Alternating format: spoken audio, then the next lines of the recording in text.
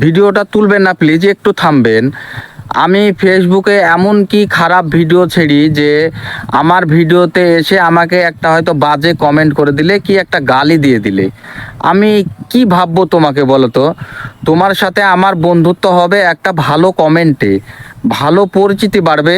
তুমি আমাকে একটা ভালো কমেন্ট করলে আমি তোমার সাথে বন্ধুত্ব হয়ে যাব, কিন্তু একটা বাজে কমেন্ট করলে আমি কি ভাববো বলো? আমি তো, তুমি যদি একটা বাজে কমেন্ট করো তাহলে আমি ভাববো এই ছেলেটার বোধহয় একদমই জন্মের ঠিক নেই, আমি এটাই তো ভাববো নাকি? কিন্তু একটা যখন গঠনমূলক একটা ভালো কমেন্ট করবে তখন তো তোমার সাথে আমার পরিচিতি বাড়বে, তোমার সাথে আমার বন্ধুত্বটাও বাড়বে।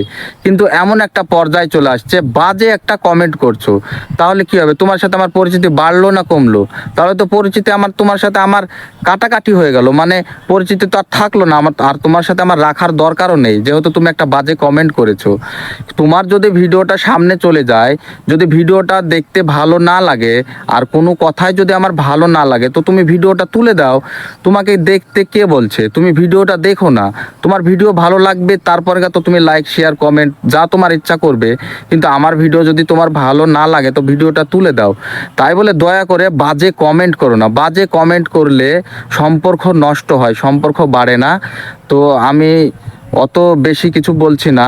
তো যারা আমার ভিডিও দেখো, যদি ভালো না লাগে, কি লাইক কমেন্ট কিছুই করতে হবে না, তোমরা ভিডিওটা জাস্ট মোবাইলে তোমাদের সামনে আসলে ভিডিওটা তুলে দাও।